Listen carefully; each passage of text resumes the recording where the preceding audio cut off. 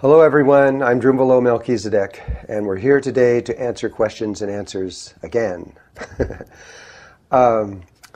These questions and answers are coming from Facebook, and they've come in the last 3 or 4 hours, and they're all on the Merkaba. And so, I'll tell you, I've been reading these questions, and you guys have a lot of questions. It's clear that you really don't understand, from most people here, what the Merkaba is. And so I'm going to do the best I can to try to explain this. I have an audio tape which will explain the history of the Merkaba and how many things about it that aren't really understood out in the world too much. And so we're going to introduce that tape first, and then these questions that you have asked me right now will follow behind that audio tape. And so I think between that tape and what I'm answering here today, I hope this really helps you more to understand what the Merkaba is and its importance in the world. Okay, now I've got names here from all over the world. I'm sure I'm not going to pronounce them all right, but I'll do my best. And this first one is one of the hardest ones ever. It's from a person, it's spelled N-E-J-C. I'm not sure how to say that. But he says, is the Merkaba something physical, spiritual, or more of a thought form creation? Because I've been meditating on it a lot, but I still didn't get to the bottom of it, which makes me go and research other stuff instead. Okay, well, the Merkaba is a very real thing in science. It is an electromagnetic field. It's not a thought form. It's not just a spiritual idea or a concept. It is an actual physical, real thing in this third-dimensional world. As it proceeds to other dimensional levels, it will change its nature. But here in the third dimension, it is an electromagnetic field. This field sits at about 4 degrees Kelvin. That means about 4 degrees above absolute zero, which also means that it's a very weak field. In energy-wise, it doesn't have a lot of energy, but its power is in its form, its shape, and how and what it does. The full Merkaba of a human being is more complex than just the parts that we are using today to create it. The part that we're using is a star tetrahedron. It's a tetrahedron facing down and a tetrahedron facing up. And that's the first shape that forms out from around the body. Around that is a sphere that exactly encloses it. And then it begins with many, many, many geometrical forms that go out to hundreds of thousands of different possibilities. And it ends at about 55 to 60 feet approximately, depending on your height. It's always proportionate to the person's height. And the complexity of that requires computers just to be able to see it and understand it. Russia is very deeply into this. They use it in their defense system, in their military, and it is, on those levels, it is the most powerful force in the universe. There is nothing more powerful, even though it's a weak field, there is nothing more powerful in existence in terms of protection and creation and what a potential of what it is. The geometries that are around the body in the Merkaba are what are used to create the entire universe. And there is nothing, not one thing, in this entire universe that was not created through the geometries of your Merkaba. Even things that you wouldn't think. I mean, like if you look at crystals, it's pretty clear. You can look in there and you'll see that all the atoms will line up in geometrical forms and form crystals. It's totally a geometrical world. Or if you look at viruses, it's the same way. All viruses are geometrical, and they are all, you can actually see them through the microscope, and they're always geometrical. But there are other things that you wouldn't normally think about, like feelings, like love and joy, or even anger. All your expressions that we have, those are also geometrical. It was Manfred Klein who was the first person on Earth to scientifically determine this, and was written up in different magazines and journals because of this, because the world didn't know that before that. But even those kinds of things are geometrical. And all of it, there is, without exception, everything in the universe was created through the Merkaba that is around your body. But not just the one we're talking about. There are many, many other Merkabas around your body. I'll explain this very quickly. There are, that are known and are stable, and I'll explain that. There are about 100,200 other kinds of Merkabas besides the one that we're using. And these other Merkabas took billions and billions and billions of years for the universe to determine, discover, unfold, and live.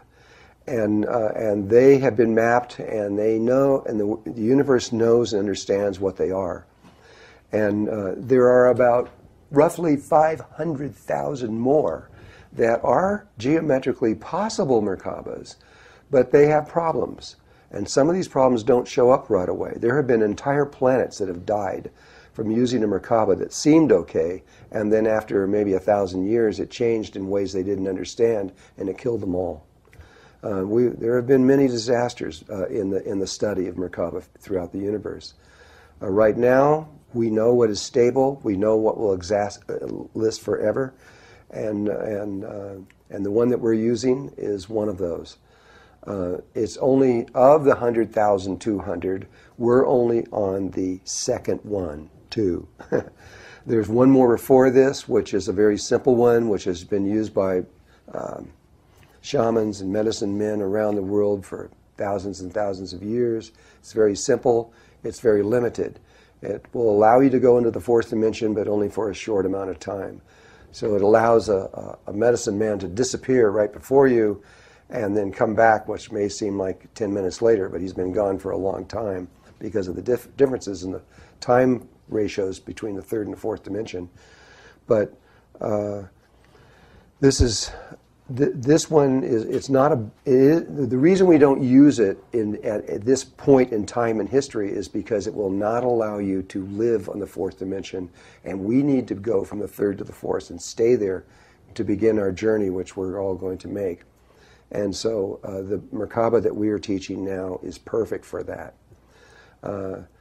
There is no other Merkaba in existence right now that will replace this for the purpose of what we're about to do. I don't care what anybody says out there, there isn't.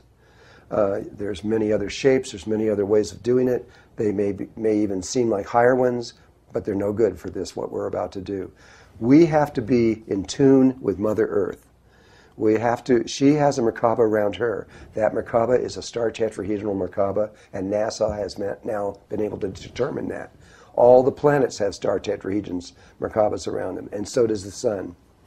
And so the idea or understanding that I'm trying to give to you is that this particular Merkaba is the appropriate one because that's the environment that we are in is using that. And in order for Mother Earth and Father Sun to begin this mass ascension that's about to happen, we have to be in tune with her, and we have to be in the same vibration as her, or we won't be able to follow her moves and let her take us into these other worlds. If you have some other Merkaba going on, you're going to be in trouble. And I suggest you rethink whatever it is that you're doing. Okay, this is kind of the basis of all of this. And we'll slowly go through these questions and try to see. So to answer his question, yes, this is a very physical thing. It can be picked up with instruments. It can be put on to computer screens, and you can see it. And so it is a very real thing. It is not just some idea in spirituality. His next part of this question is interesting. He says, are you required to find a yin to your yang, as in to get a girlfriend, etc., in order to successfully ascend, or how does that work? Well, you can do this as an individual. It is possible, and probably most people will do it as an individual. But you can also do it in Tantra and in combination with another person. And that way requires more knowledge, more understanding, and it may be more beautiful in a lot of ways. But those people are going to end up being in exactly the same place. It can also be done in groups, in much larger groups, and it has been done that way before. That requires even more understanding and more knowledge and more synchronicity. but it is possible. So that's the answer to that question. Now here we go. This next one sounds kind of silly. He says, do we become human spaceships? Because the Merkaba, when you see it, it looks like a spaceship. Well, the word Merkaba, actually, if you take it in Hebrew, Merkava or Merkaba is how it's said in Hebrew. It has two meanings, and the first meaning is that it means a chariot or a vehicle that will take somebody from one place to another. It also has the meaning of the throne of God, because it is the creation patterns that created everything in existence. And so it makes perfect sense on that. But the Merkaba is a vehicle. In Egypt, it's Merkaba, which is three words, and Mer is a counter-rotating field of light, and Ka means spirit, and Ba means body. At least it means body when you have a physical form. If you're beyond physical form, it means the body of your wisdom, your knowledge, your memories, your experience, etc. And so what this is a vehicle in Egyptian that will take you from one world to another, and it'll take your spirit and your body with you as one. And in truth, it is the only way you can go from one level of existence to another. You must have your Merkaba to do it consciously. There is a way in the situation that we're in now that you can escape that, and I'll talk about that in just a little bit. But pretty much, it does become a spaceship. It will take you literally not only in space where you can go from one planet to another, but it'll take you from a higher frequency, not only in the third dimension to the fourth, but as we proceed in this ascension pattern that we were about to do, it will take you into all the various levels that we need to go. And there's 144 dimensions in this world, and we're only on number 3 right now. So we have a long ways to go. Okay. This is from the Wind Mountain Goat. He says, what is the best way to picture the Merkaba around you, or to activate it and to keep it active? Specifically when you are in crowded places with lots of people. Thank you. And then he goes, Merkaba for the whole planet. First of all, like I said, the planet does have a Merkaba. But that Merkaba, just so you know, was shut down for almost 500 years. It was closed. In Japan, it was Amaterasu, the light of the sun, in their tradition, that went into the earth about 530-something years ago. In the Mayan tradition, which has it in their calendar exactly to the minute, the same time that the Japanese have, it shows how we went into darkness. And we've been in that time until just recently. And so the Merkaba that is around the planet is, like I said before, it is exactly it. Planets do have Merkabas, and there will come a day when we will tune to that Merkaba and become one with it. That's how we make the ascension. And if you're not in the right frequency, you won't be able to tune to it. Okay. Come down here to another one. I can't answer all the questions, by the way. I have like 400 questions or something. We would be here for about 2 weeks. I don't think that can happen. This one comes from Diane, and it says, is it good enough to just know it is there, meaning the Merkaba, or do we have to engage in serious meditation and hold the image? Once just simply know it, or does it stay? Well, knowing that it's there is for most people the doorway that allows this to eventually happen. This is a very complex question, even though it sounds simple. The way that we taught this originally, and this video, this audio tape that we're going to give you prior to this, talks about this in detail. But the knowing is the doorway, but in order to reach this Merkaba, it normally requires pretty serious meditation. You have to line up a lot of internal technologies within the body to make this happen. from a male point of view. And if you don't do it right, it won't function. And so it generally, in Kundalini Yoga, in Kriya Yoga, in Tibetan meditation, it takes a very, very long time to activate the Merkaba through the meditation process. We have it down to about 5 days, but that won't work for everyone. It'll work for maybe a third or 40% or so of the people, and the rest of them still have to take a year or two to be able to actually get it working properly. And so that's one side of it. The other side is that there is the female way of doing this. And that female way is nothing you can write down. In a male way, which I did, you can write it down. It's in the Ancient Secret of the Flower of Life, Volume 2. You can go into this, one of my books, and you can go in there and it'll tell you in great detail how to do this from a male point of view. But it is possible to do it from a female point of view also. And that is nothing you can put into a book and say, here's how you do it. Because it's never the same ever twice in a row. Or it may be twice in a row, but never again.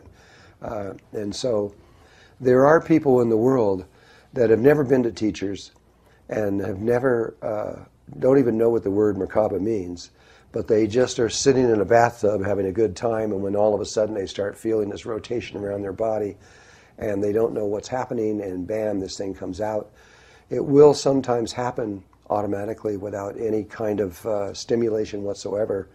That usually happens, though, with people that have had many years of meditation around this in past lives. It usually isn't something that just happens, but it can happen, and it is, and all things are possible. Okay, I think that will explain a little bit, and we'll keep going, and hopefully this will keep unfolding deeper. This is from Melissa. She says, I have visions of the Merkaba often. Does that mean my own is awakening to me further, or that I'm integrating with it at deeper levels? That's very often how it happens, is you begin to see yourself in a dream and you're surrounded by a counter-rotating field of light. And it's the beginning of your awakening, and you're remembering who you really are. Who you really are is far more than what you probably think you are. We generally think of us as a human being that only has a limited lifetime on this earth. But we have always been alive, and we always will be alive. We are actually already immortal, whether we know it or not. But relative to the larger system at the moment, we are in a kind of a stalemate with life. We have fallen, we have lost a great deal of our understanding and remembrance. That's all going to come back to you, everything. You're not going to lose anything. You're going to remember all your memories. You're going to know who you are, and your stability in the universe is going to come back again with every single person on earth right now. It's just a matter of time. And so don't worry. Don't go into fear. There's no reason for fear. Fear actually slows this process down. The more daring you are and willing to go out into life, the better chance you have. And the next one is from Patricia. Can the Merkaba be practiced to save the natural environment? Yes, it can. And it not only can, but there are hundreds of people that are doing this right now. Because the Merkaba is a natural phenomena, and it duplicates exactly what the earth was created through. It is possible when you are working with Mother Earth, you have to have permission, real serious permission from Mother Earth to begin to do this. But if you get that permission, you can use a Merkaba, which is called a surrogate or an external Merkaba. We have a Merkaba around it, but you can duplicate that around, say, a piece of land or a larger area, and you can remotely control that and program it in certain ways so that it will begin to clear the environment. We have done this scientifically. We have had Mexico and other countries measure what we were doing and be able to see it happen, and it's real. And so, but if you do choose to do this, it's not easy. I once gave a workshop on this, on exactly how to do it, for about 5 workshops to about 100 people each. And I found out that after 500 people, I was only got 3 people that were able to do it. So it's not impossible, but it's difficult to be able to come to the place where you can realize that you can actually change things. You can change the oceans, the soil. You can actually recreate the earth. When you fully remember this, and I hope that you do, you'll know exactly what to do. But you must do this with Mother Earth's permission, because without it, she won't let you do it. This is a huge subject, as you might imagine.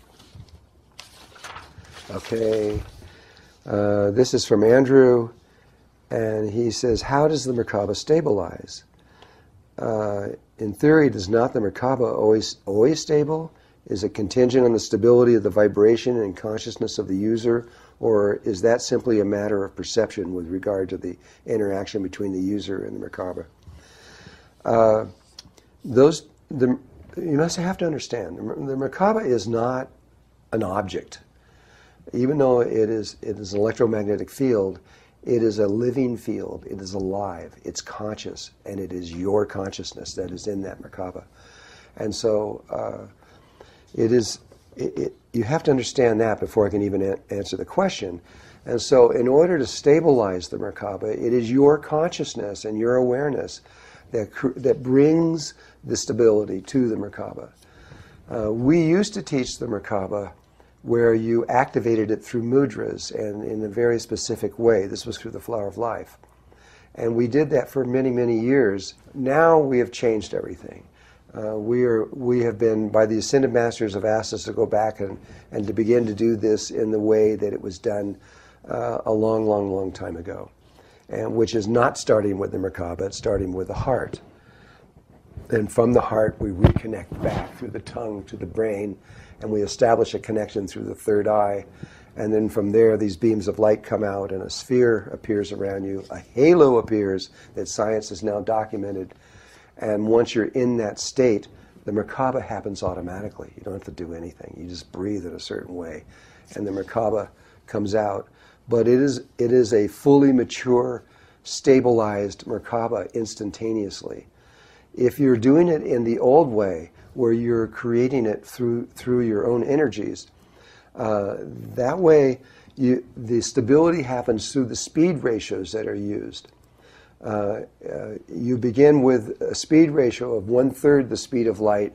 You then jump it up to 2/3 the speed of light, which even at 2/3, that's like, I don't know, 140,000 miles a second of this thing is spinning around you. And it's still not stable. It actually begins to wobble. And then you have to jump it up to 9/10 the speed of light. A lot of people don't understand why we chose 9/10 the speed of light. And it wasn't just a choice.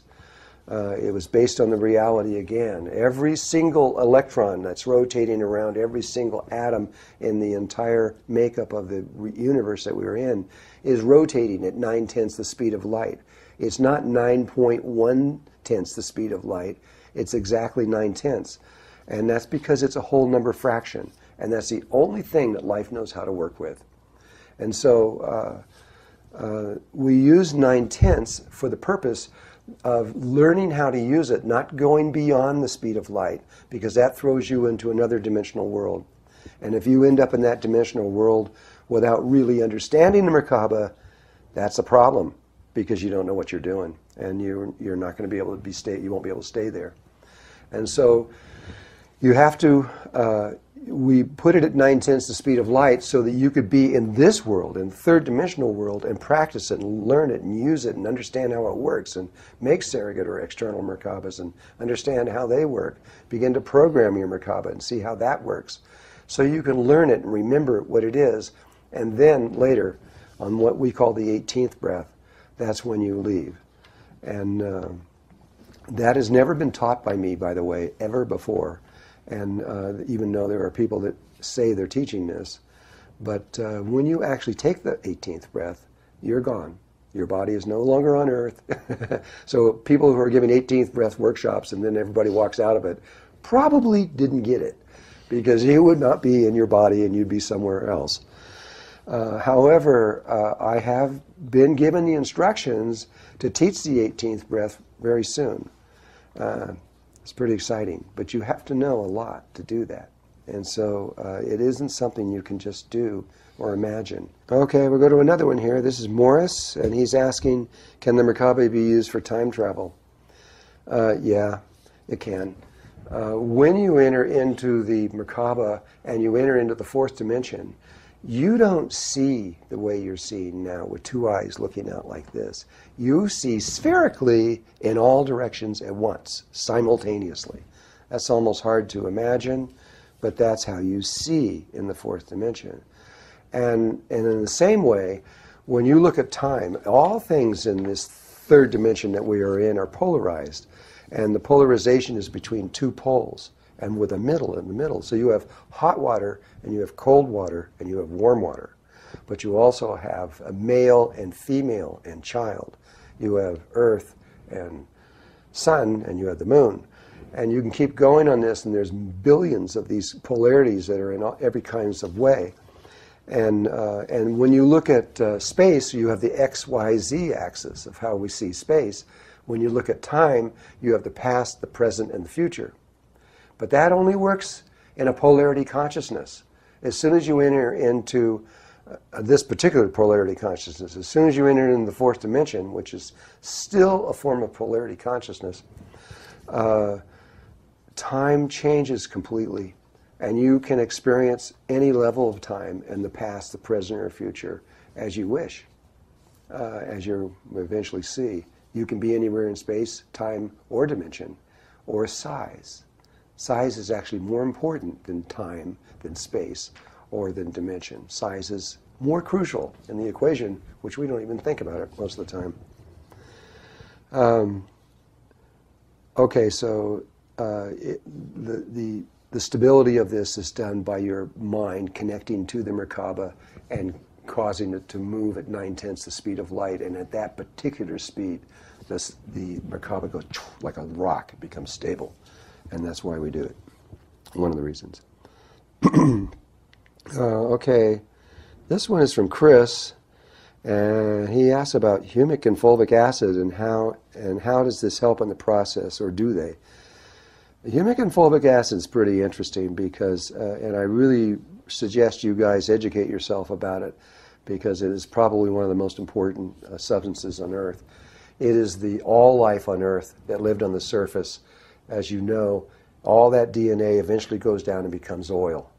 But when it gets at about 2 or 3 meters below the surface, it's sometimes captured in various ways. And one of the ways is through Leonite shale. It captures in little airtight bubbles and holds it for 100 to 300 million years. And that substance, that is the DNA of all life from 100 to 300 million years ago. When that DNA goes into your body, it causes your immune system to go off the scale, and you get extremely healthy. But it's more than that, especially the fulvic acid. The History Channel did a 1 hour long program on spaceships, ET spaceships, about 2 or 3 years ago. And in there, they took spaceships that had landed on Earth that had been recorded by different ways that they felt were more legitimate. In their case, it was police departments, military, firemen, and these kinds of things that were there and were able to determine it and that it was real. And so they had many of these. And the History Channel went out to these places and the films that they saw, and they found that where the ship had actually landed, when they took off, there was always this little pile of white powder. And they didn't tell you through the show what it was. And then they kept going on to this, and they kept talking about this white powder, and that's how they kept saying what it was. And then they went into where they found that they could take ordinary boxes of steel, just like a box, put a person in it, rub this white powder on it, and the thing would lift off the ground and float around. And they're still trying to understand what that is. But the long and the short of all this, at the very end, they tell you what it is. It's fulvic acid. And so fulvic acid plays an important role in space travel, also using metal boxes or ships. And so what it means on those levels, I don't know yet. But I've been studying fulvic and humic acid for about 12 years. And I'm discovering it is a really important substance. And what it does for you on another level is that it purifies your body of all the toxins and mercury and lead and everything in your body. It is the best chelation system known on Earth. And in 3 to 4 months, it makes you squeaky clean. That alone helps you in your meditation because it makes you cleaner, and healthier. And those things are important when you're trying to reach into other levels of existence. This one says, Diego wants to know how many breaths the Merkaba meditation takes to complete. Ever since I introduced this to the world, people have changed it in a million different ways. They've changed the speed ratios, they've changed all kinds of things, they've added this, they've taken stuff away. But from the Ascended Masters, where I got this information, it takes 17 breaths exactly to create the Merkaba synthetically, and it takes the 18th breath to actually make it move from the 3rd to the 4th or higher dimensional levels. You don't need any more than that. And there are other ways of looking at this, but I don't think that I think it would cause more confusion than anything right now. Okay, let me go down to the next one. This is from Mark, and he says, I hear a lot of people talking about certain stones like Undaris and instantly activating people's Merkaba, or even people who can activate Merkabas for others during sessions. This all sounds gimmicky to me, and I believe activating your Merkaba is much more involved and comes with great responsibility. Not sure what you think. Well, there are certain crystals and stones that will assist you in activating your Merkaba, but I am not aware of any stones that will activate your Merkaba on their own. It may be true, but I'm not aware of them. And if that was the case, it would sure make it easy for us on the earth if that was true. He also talks about people activating Merkaba for other people. That is absolutely illegal throughout the entire universe. It's against the law. And it produces an unbelievable karma. You affect the person's evolution when you activate their Merkaba, and you change them forever, and you change their evolutionary path forever, and not necessarily in a positive way. That would take a long time to explain that, but you can't activate someone else's Merkaba. You just are not allowed to do that. No more than you can go to a planet from space and begin to mess around with them and change their evolutions. It's illegal. Everyone is supposed to arrive and move through their states of evolution on their own without any external interference, would probably be the better word. And so you can't do that.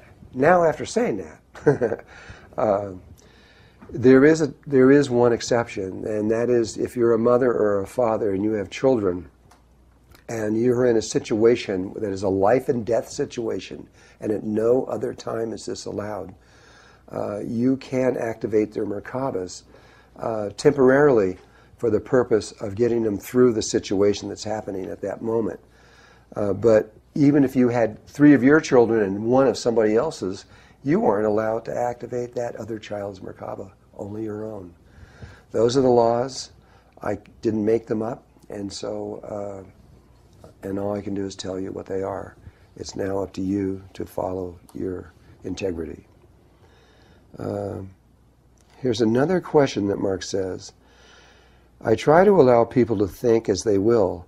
I've just been working with Merkaba for a while and feel like it shouldn't be a product of the New Age money-making machine version of spirituality. Would I cover this? I agree with that on a lot of levels, but let's just discuss that for a moment. Spirituality in the United States and Canada and throughout Europe and it's mostly Christianity is what it's based upon. The Christian religion believes that spirituality should never be charged for; it should be free, and that is what Christianity believes, and that's where these kinds of ideas are coming from. I was also Sufi for 11 years and was deeply involved in Muslim traditions and ideas. And in that aspect of things, they believe the exact opposite, that you are never, ever to give spirituality away for free under any conditions. And the reason is because they say there must be an exchange of energy. It doesn't have to be money, but it has to be an exchange of energy. And the reason they say that is because they find that if someone is given spirituality for free, they don't listen, they don't think about it, it's not important to them, and it's basically throwing pearls before swine. And so I tried both ways for a long time. I tried doing it for free, and I tried doing it with an exchange. And I found that I believe the Muslims are right. Whenever I give away a workshop for free, or even if somebody else pays for the workshop, or if even however it happens, if they get in there without any exchange, these are the people that come in late. These are the people that are on their cell phones talking. These are the people that leave early, and these are the people that don't understand what happened because they weren't conscious through the whole thing. And when I really understood that, I gave up and started charging. But there's another thing that the Sufis say, and that is that when you charge, it has to be fair. Now, there are people here that came into Sedona that were charging $10,000 for a 5-day workshop. Is that fair? No, but people paid it. And so it has to be a small amount that people can afford, and there has to be an exchange. And there are other reasons why, but that's the primary reasons. And so what I do is that when somebody wants to come to one of my workshops, I have a price, and I hope that is fair. We charge usually between $555 and $777, depending on how long the workshops are. And if a person is not working and they can't make that, they can't afford to do that, then I say, fine, it's okay with me. Just go. We give them so many hours. We give them, I think, $20 an hour, and we divide that into how much the workshop costs. And so let's just say it's 30 hours. And we tell them, go to the Red Cross or to some form of where you can volunteer, since you're not working, you have no money, and just go and volunteer for 30 hours, or whatever the number is, and bring us back a letter signed by them saying that you volunteered. And that's just as good as money. People that are willing to do that, when they come in there, they're sitting in the front row, and they really listen, and they really practice, and they study. And so this is my opinion on that. Okay, the next one. This is from Melly, and it says, if we just know about the Merkaba and do yogic practices and make a conscious choice to be loving in our hearts, is that enough? It's enough for a lot of levels, but probably your Merkaba is not going to activate unless it activates through a female pattern within yourself. If it's a male pattern that you're trying to activate it with, just knowing of it and being a really good person, I wish it was so, but it usually does not work. And that's kind of it in a short answer. This is from Melanie. Is the Merkaba the same thing as our astral light body, and are we using our Merkaba to travel in the dream time? The Merkaba is not exactly the same thing as your astral body, but it is your light body. Electromagnetic field is light, and it is a light body. When you activate your Merkaba, you can see it. If you have the instruments, you can pick it up. You're picking up the light, and you're picking up the entire full spectrum of it. You can put it on a screen, and you can see it. And so it is the light body that comes from the physical body. And can you use it to travel in the dream time? We have two dream times. We have the brain that dreams, and it dreams in polarity, so that you have good dreams and bad dreams, or good dreams and nightmares. And in that dream time, the Merkaba is not necessary to have. It isn't. You don't need it. In the heart body, also has a dream time associated with it that is entirely different than the dream time of your brain. This one is connected to your higher heart chakra. The lower one is connected to the lower heart chakra. And the lower heart chakra, its dream time is not just a dream. It is the creator of reality. And the Merkaba is needed in that dream time in order to travel within it. And so one question is, yes, you do in the heart. No, you don't in the heart, in the brain. This is from Serena. She says, I have a question about the Merkaba. I was told that we have a 6-pointed triangle, a triangle inside of an upside-down triangle about 6 inches above our heads, and that we can use it to spin Christ consciousness to clear our energy field. If this is so, is this our personal Merkaba?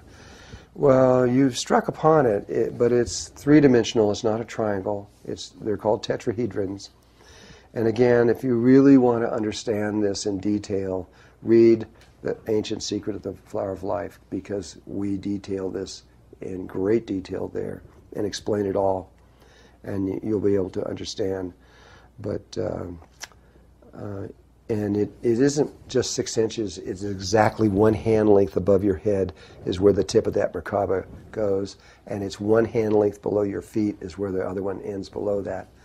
And it's very, very specific. The body is not just a random thing. It is extremely specific in its ratios and proportions. Okay, let's see. This is from Darren. He says, how do we activate the Merkaba? Well, I guess we already talked about that in a way. Will we potentially lose our memories if we do not have it activated? Will it matter either way? If we are in love, do you feel having your memories erased would not matter because we are just in the moment? Well, this is kind of a different question that's involved here. We talked about the activation of the Merkaba, but the potentially of losing your memory, what that's associated with is the solar flares and the magnetic field of the Earth. I believe we are going to make a very detailed tape on all of this about the magnetic fields of the Earth and etc.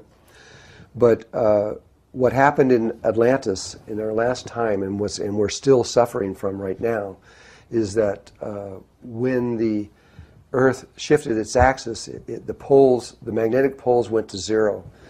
And when they went to zero, after 2 weeks, our magnetic memory, our memory is held by magnetics. Science understands this now. We have discovered that there are magnetic shields around in the membranes of our cells, of our brain, and in other areas within our body. And we contain our memories through magnetics. And if the magnetic field of the Earth, which sustains those memories, is the power and the energy that sustains them, if it goes to zero after about 2 to 2.5 weeks, our memories are erased completely. And that's what happened to millions of people on the Earth before, and we end up becoming hairy barbarians and starting all over. We had a very high technology then, but right now, if everybody's memory was erased, you wouldn't even know how to get out of the room you're in. You wouldn't know what a doorknob was. You wouldn't know anything. And you'd be right back learning how to start fires again. That happened before. It could happen this time too. And there are many countries right now that are deeply concerned about this and trying to prepare for the eventuality of that which may happen. We don't know if it's going to happen yet, but there is a very high potential that it could happen. If you have a Merkaba rotating around you, it will maintain the Earth's magnetic field even though there isn't one. It will keep it within you, and you won't even know there is any difference. And you will continue, all your memory and understanding and knowledge will continue perfectly, even through a catastrophe of that nature. And now when the Russians, the first cosmonauts went into space on the Mir space station, the first one that ever went up there, after about 2 weeks, he was up there and he lost all of his memories and he went insane. That's another side effect. And they had to go up and get him. They put another person in there and brought him down. And then the second one also went insane. And that's when they realized it wasn't just him. This was a phenomenon associated with deep space. And so they, through their studies, they realized that it was the magnetic field of the Earth that was causing the problem. And they created a little instrument that went on the side of the spacesuit, so that it would approximate the Earth's magnetic field. And they discovered that by doing that, the person did not lose their memories and did not go insane. Russia has now declared that not only are the memories permanent, the loss is permanent, but the insanity is also permanent. They have no way to fix it. They don't know how. And so all of this, you know, if you could, sure, you can create a little instrument, but that's only as good as long as your batteries are working. If the batteries go out, then you won't even remember what a battery is, so it won't matter, I guess. But if you do it through the Merkaba field, which is the way to do it, you'll be fine through all of this. And so right now there are millions of people that are in their Merkabas. And so through the survival efforts of what's about to happen, there will be at least millions of people that will be able to make it through this. We got pages of these things. This one says, do we really have to leave this planet? This is from Denny. Yes. I'm sorry, but we do. Whether we like it or not, we do. But it's not a bad thing. What's about to happen when you get into the sequence of this event, of what's going on, you're going to be really glad. You're going to be happy because you're going to realize the darkness that you were in now, the density. You're going to, in the remembering of who you really are, you're going to remember how to create everything. And you're going to remember that you don't need anything. You're a whole, complete, and perfect, lacking nothing. And you're also going to remember your connection between you and God, your intimate connection. And not only God, but all life everywhere. Every single living thing in existence, not just here on Earth, but everywhere, is all interconnected through a single spirit. And you will remember that and be part of it. This is a great gift that is about to happen. This is a healing back to who we once were. There is nothing to fear in this. There's no reason for fear. There's no reason for conspiracy theories or anything else if you really understood what's happening. Sure, there's a lot of conspiracy theories going on in the world, and some of them are real. But this is beyond all that. There is no secret government that can stop what is about to happen. You are going to become you, who you really are, again. This is a blessing. Please, don't be concerned.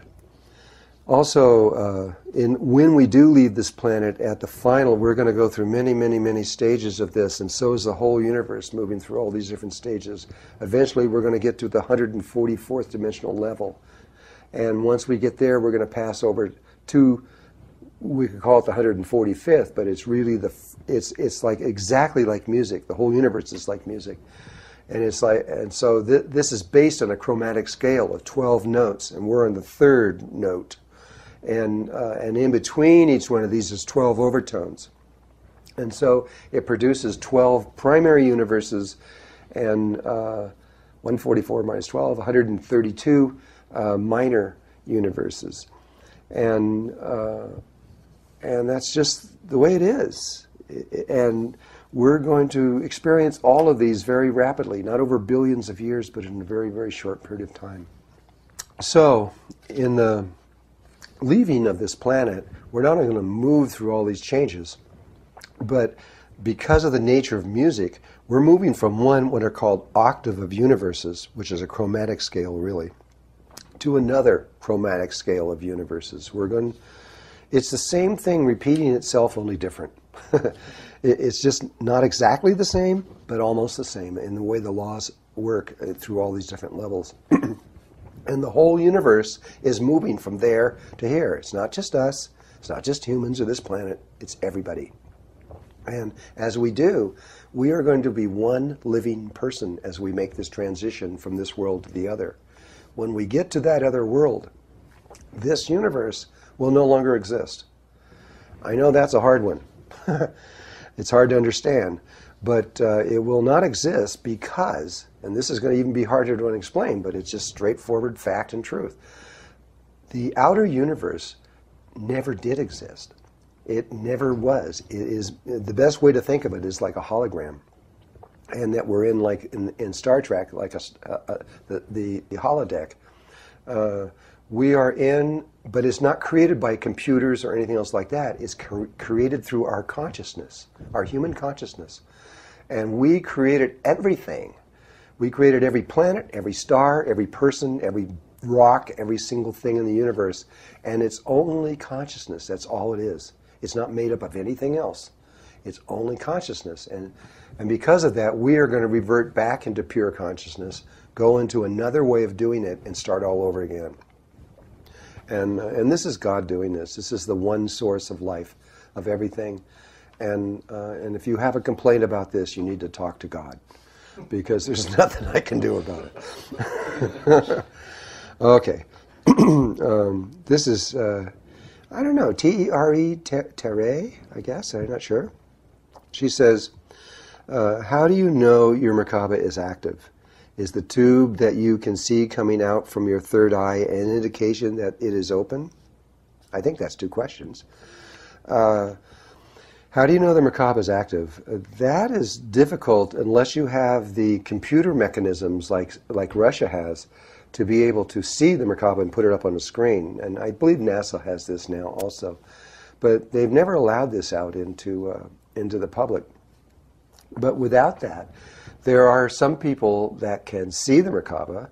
For me, if I want to see the Merkaba, I have to sit down in meditation and I have to get really, really still. I got to go in for about at least 20 minutes to 30 minutes, and I can get into this really still place. And then from there, I can open my eyes and I can see the Merkaba. But in my normal everyday life, like I am right now, I can't see the Merkaba.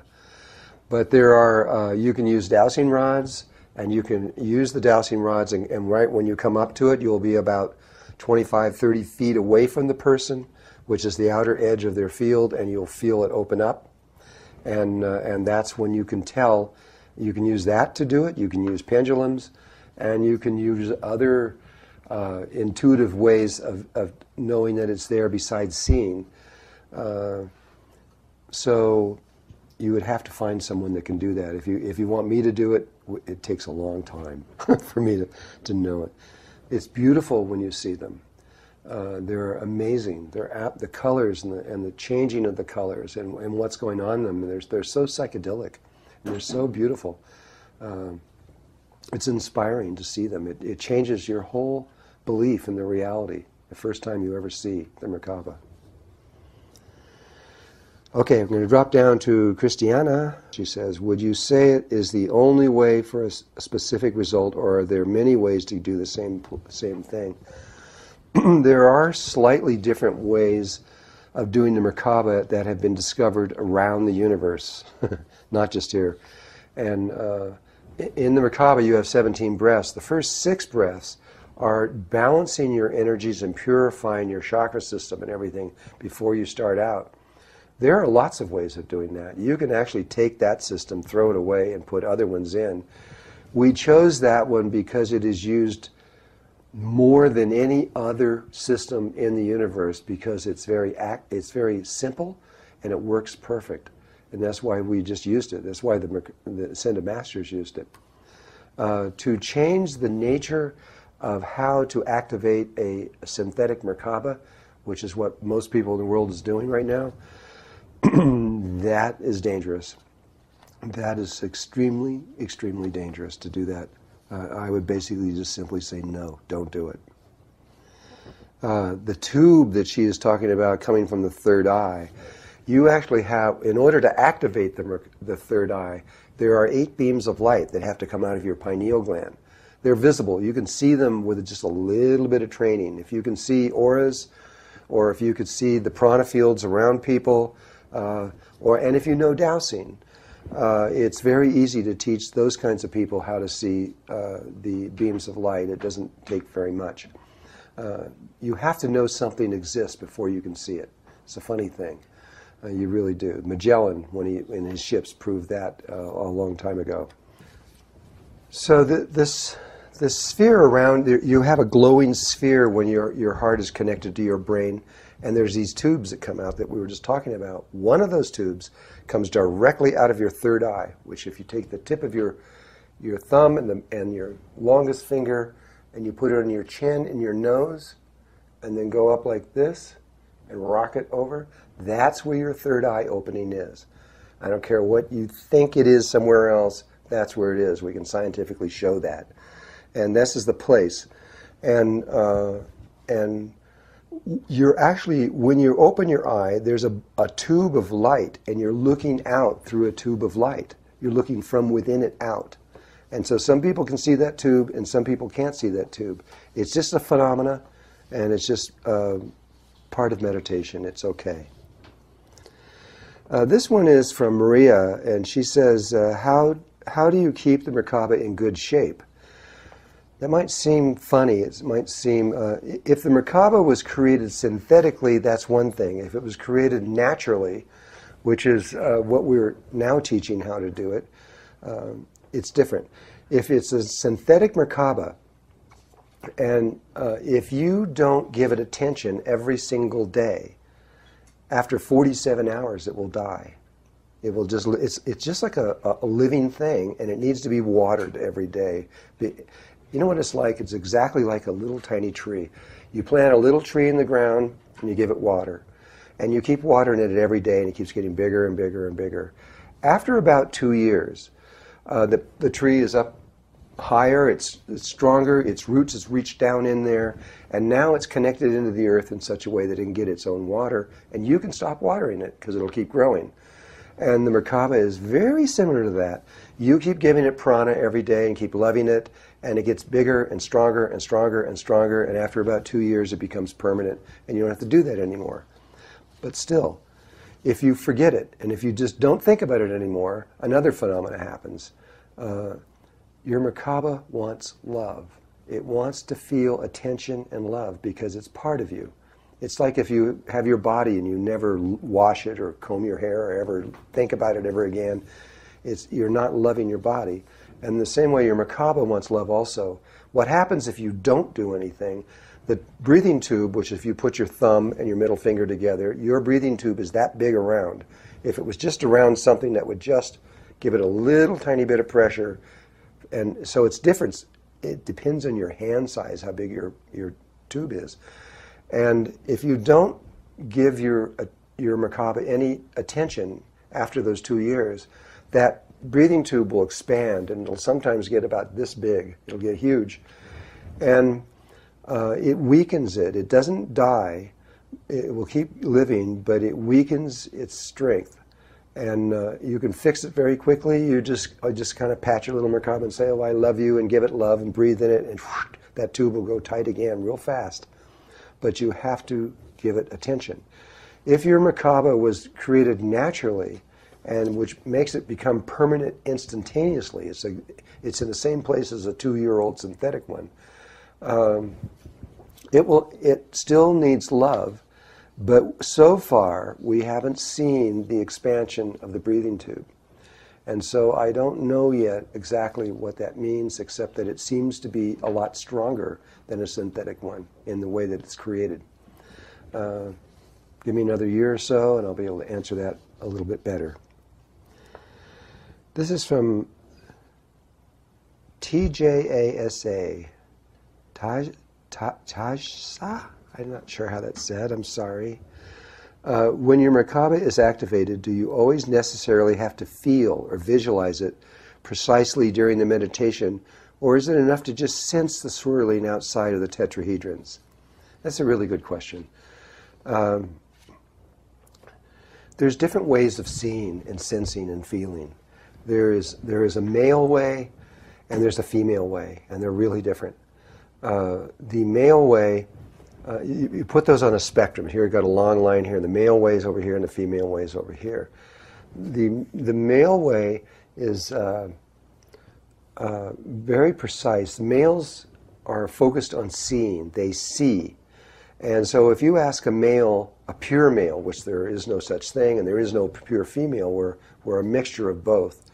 And but if you have a male that's very, very, very male and very pure, and you ask him to see something like an apple, he will see that apple. I mean, he could see that apple like a photograph, and he can rotate it around and look at it, and he'll know, a lot about that apple, but he'll gain his knowledge primarily from seeing. If you ask a female to see the same apple, she will see nothing. There'll just be darkness there and no visual thing in front of her at all. Females are focused more on sound rather than light, and hearing is more important to them than what they see. And so they get the vibration from it, the frequency.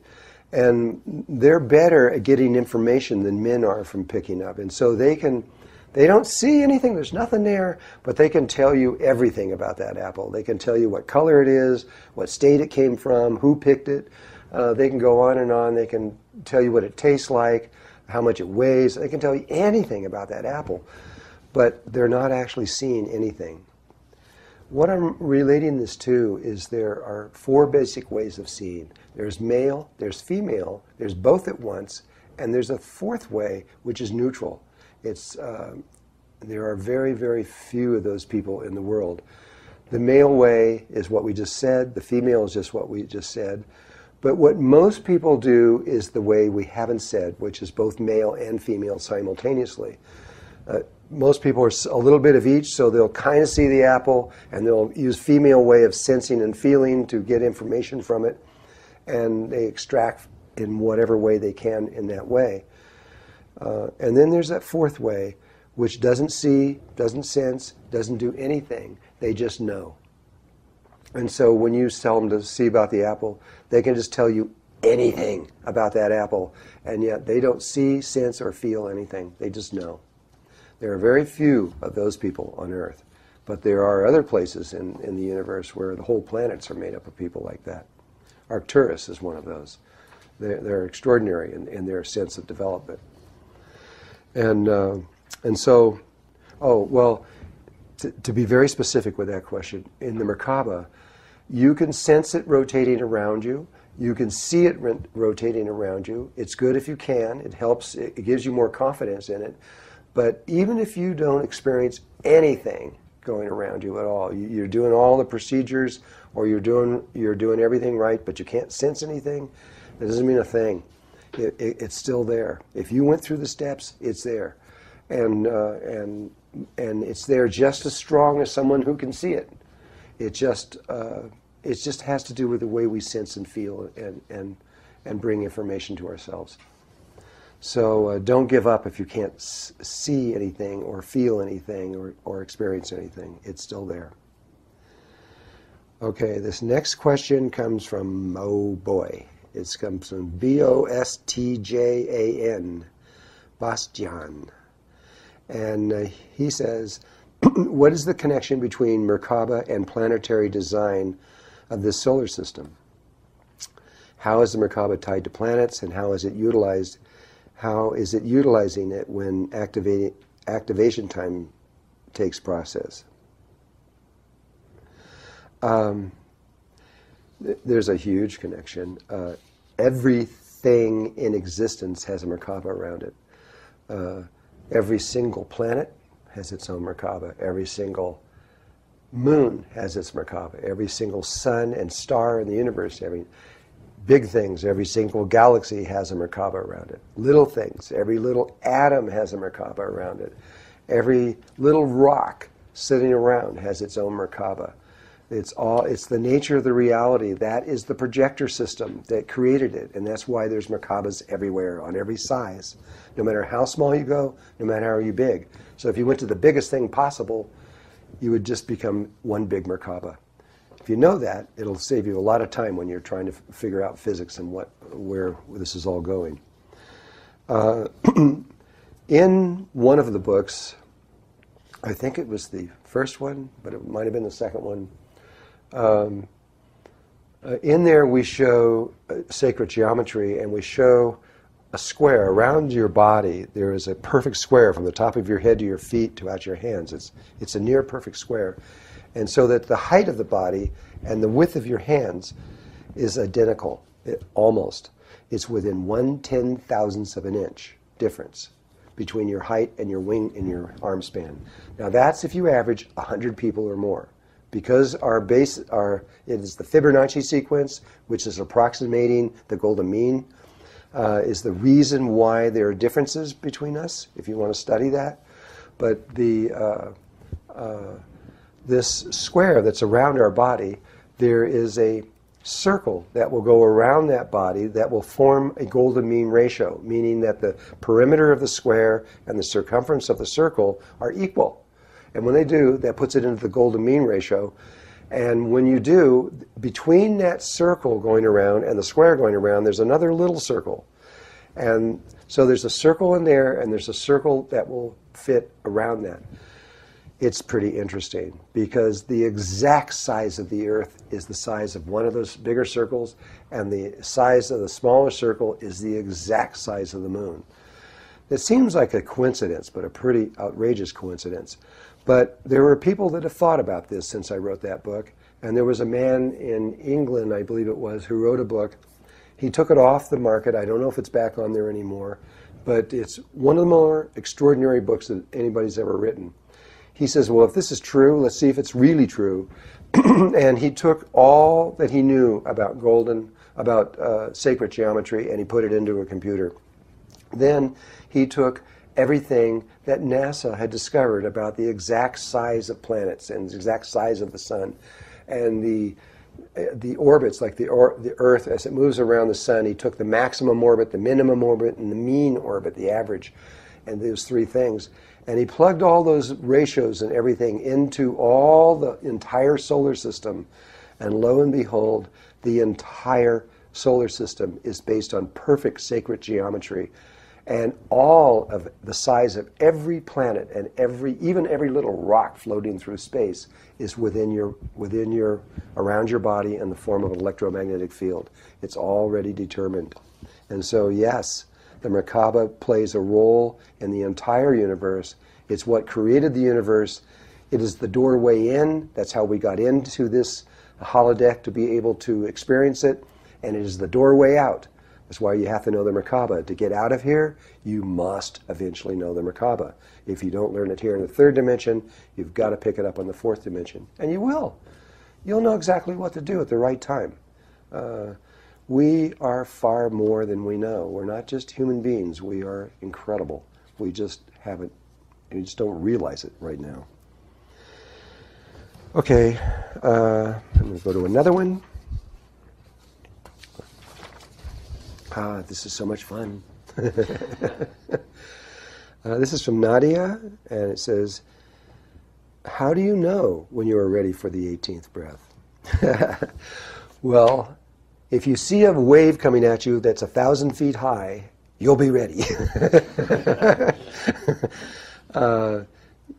When it's time to use that, there's going to be sensations and feelings moving through your body that you know what they are, but you haven't felt them in a very long time. And when the time comes, if you are prepared, you will know exactly what to do. And I'm going to help you too, because I'm going to put out the remembrance of exactly what to do very soon. But in order to do that, you have to know a lot. It isn't just the Merkaba. Please realize the Merkaba is nothing by itself. The Merkaba has to be connected to the heart. If it's not connected to the heart, and that's through a whole inner technology that has been known on Earth for thousands and thousands of years, But when it is connected to the heart, then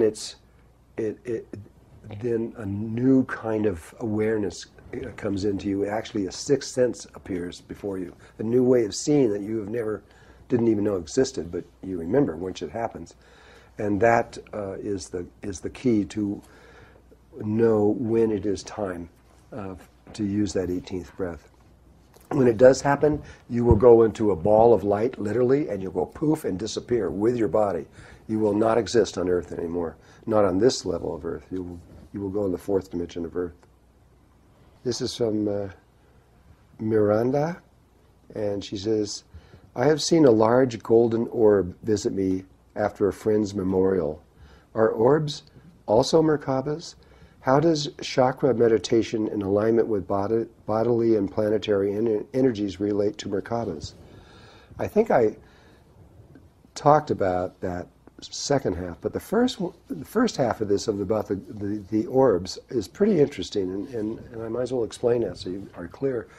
You know, when you take a photograph using a digital camera, it doesn't work with an analog camera. But with a digital camera, a lot of times you take photographs and you see these orbs that are in the background. Those are Merkabas, and they are living people. They may be people that are alive now and are in meditation. They may be people that have passed on and have decided not to go on to the fourth dimension, which is a possibility. But what happens in a Merkaba, and this is taught even through the Native Americans, is that when you actually travel, when you take your body and you move through your Merkaba, you may think you're just imagining this. It's not imagination. It's absolutely real. But your Merkaba, the sphere of your Merkaba is way out here. If you look at Leonardo da Vinci's drawing of this, I would just be touching this outer sphere. That outer sphere, when you move, shrinks down to a sphere of somewhere between this big and this big. And your body shrinks down to a little tiny body. And you're inside this bright light.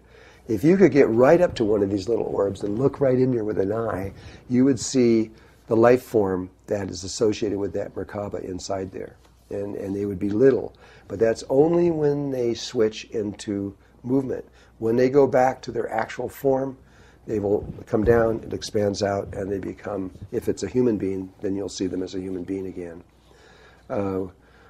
Whenever we do ceremony, and we're doing something sacred and honoring the earth and life, whenever the people take photographs, we're usually just surrounded by massive amounts of these spheres and these little orbs, because people that are on those levels are very sensitive to integrity and to the nature of reality. And whenever people are doing ceremony that is honestly connecting to Mother Earth, they want to be there too. And so in this case, she was at a memorial of someone who died, and there's a very good chance that the orb that visited her was the person that died. So again, each one of these subjects could go on for long periods of time because there's so much more behind them. But right now, we're just giving a light touch on everything. This is from Lily Morgan Anderson, and she says, I am one of your ATIH, that's teachers, that's Awakening the Illuminated Heart. That's the name of the new way of teaching the Merkaba that we have. And she would love to hear of the differences you feel since creating your Merkaba from the tiny space of your heart last July. I feel like this is a big difference in the quality of the Merkaba from the synthetic to the heart-created Merkaba. She wants to know how I feel. Well, that was an interesting experience for me because I had been practicing the Merkaba that was done synthetically since as far back really as 1972. And so I was very used to that and familiar with that. And when I was about to teach the ancient way of doing it without synthetic but through the natural way, I'm in the class, I'm right up to it, and I realized moments before that I had not actually done that. I had only learned the final details of that shortly before that, and I hadn't actually done it. And so I did it with the class at the same time. It was so exciting. I was so excited I could hardly stand it, because there's a lot of people there that had experienced it, and they were talking about it, and I had experienced the same thing.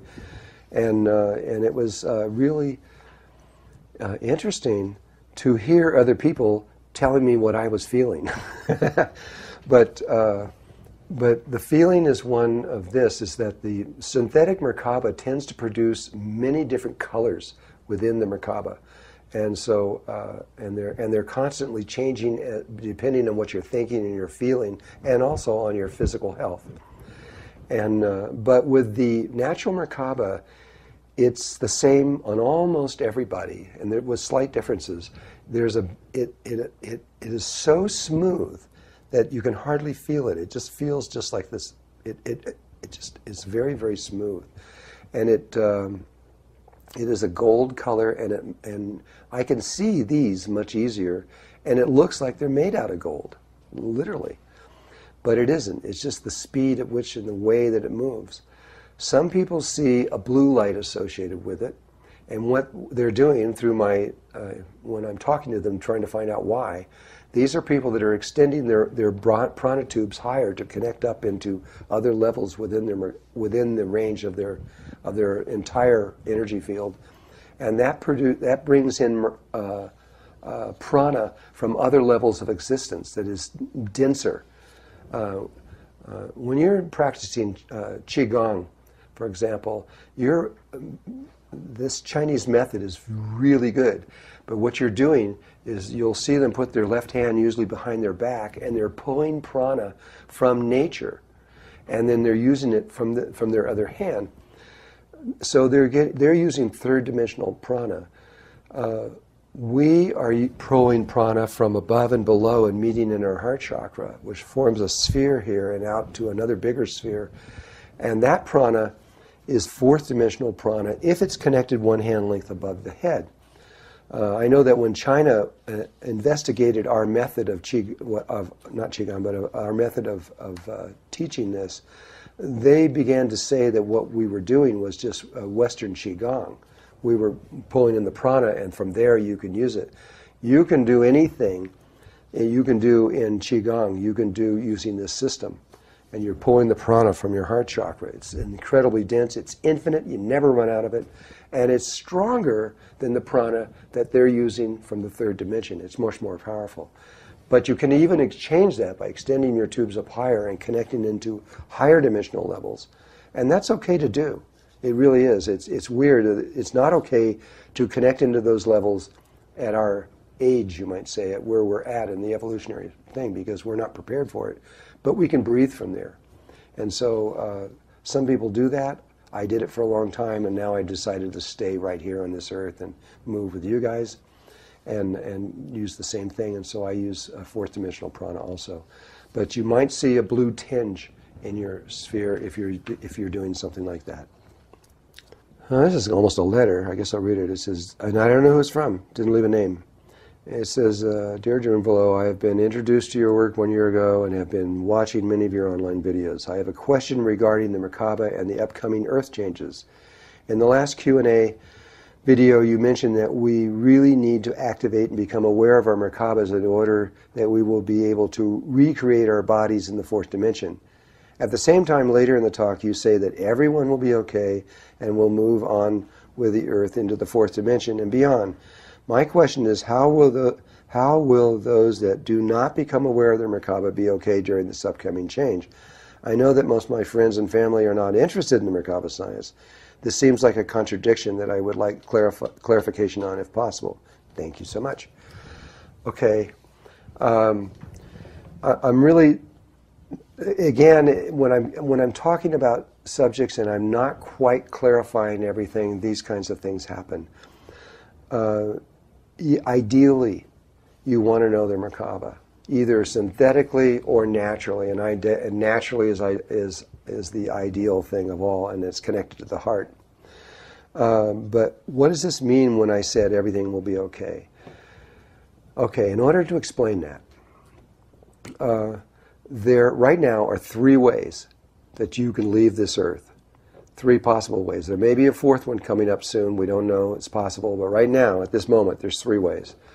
And that is that you can either ascend, and if you... Well, let's start at the bottom. You can die. You can just go through normal death. And the earth and the sun and the solar system is preparing for this change. And so for every last person on earth, this is your last life. You're not going to come back here again. You're not going to resurrect again unless you happen to squeeze it in between now and when we make this change. But for most people, this is your last life. And if you die, you're going to be okay. You're going to be fine. You're simply going to go through an unconscious death process that's going to lead you into a very specific overtone of the 4th dimension, where you will wait there until everybody else is completed. And it's okay. It's not a bad thing. And the second way you can do it is through resurrection, and that example was given to us by Jesus. And resurrection means that you die normally, but after you're dead, between that 2.5 and 4 day period when you're actually assimilating yourself and preparing to leave, at that moment you understand the relationship in life of what life is and how it works, and you recreate your body there and you take it with you. And you do that because you know that the body, just like I was talking about, everything is an image out there. It's just created by consciousness. Your body is just an image that you hold within your consciousness. And you can recreate your body, and that's exactly what Jesus did. He recreated his body, and then he took it with him into the 4th dimension, which allowed him to ascend consciously and to enter into immortality consciously. The way that's now available, a 3rd way, is ascension. It's very similar, only you gain enough knowledge while you are, and experience and wisdom and understanding while you are alive in this body, and then you simply you choose a moment. You can actually choose the moment when you do this, and you say now, and you do it, and that's taking the 18th breath. And when you do, your body will become pure light. You can put your hands right through a wall, and it'll build an energy, and you'll become this huge ball of light. And in a very rapid second, you're going to break down to a little sphere, and then you're going to be gone. And you will not exist on earth. Your body will be gone. But you'll be in the same place as Jesus now. You're now in the death process. You're moving into the 4th dimension. But you're moving with your body, just like Jesus did. And when you get there, you will remain there, and you will be permanently there. It really doesn't make any difference. But now, why it doesn't make any difference is this. You've got to understand this. Going back to the beginning of creation, we were told from the very beginning to try all possibilities. All possibilities. It's as though God had never been in here before, and on one level that's true, and wanted to know all the possibilities of this reality, what was possible. And so we were to try all things, good and bad, up and down, sideways, in and out, everything that we could. And today, right now, there are 3 ways to leave this earth. And it doesn't matter which one you use, really, because you're fulfilling that basic principle of you're trying all possibilities. But most people will die. There will be probably maybe more people that do resurrection, and there'll be probably a smaller number of people that do ascension. But when you get there, you go into 3 different overtones, but once it's all assimilated, we all move as one person, one living being. And so it won't make any difference. But still, you got to do the best you can do. The best you can do. If you can do it, you need to do it. If you can't make it, okay, but try. Give it the best you can to see if you can. And you'll see that you'll be rewarded for this, in the sense that you will have an understanding that will take those that haven't done this a little bit longer to understand. But God lives within every single person. It is not possible for a spirit to be discarded or thrown away. It isn't possible because every single last person in the universe is important and essential for life. It's not the idea that we're just going to live here for a little while and die and just, that's it, it's over, is just garbage. It's not true. For that, I'm speaking from my own personality and, and how I say things. But, and so that's what I mean by it's everybody's going to be okay. And, but still, you don't just lay back and just watch the clouds go by, and you can if you want to. But for me, I want to give everything I got. I want to learn how to go as high as I can, as fast as I can, as far as I can. And it's my nature. Your nature may be different. You want to just lay back and watch the movie. We'll see each other on the other side. It'll all work out fine. Okay, I believe that's all the questions and everything. And I really want to thank you for having the patience to listen to me for all this time here. And I hope it helps you. I really do. I hope that this understanding helps you a little bit, makes it a little bit easier to understand what all of this is around ascension and resurrection and dying. And we will do, if there's enough interest, if you want more questions, I'll do this again. I'll keep doing this until you got it, if you want me to. But it's up to you. If you like it, then let me know. Okay. Thank you, everybody. I love you guys. Thank you.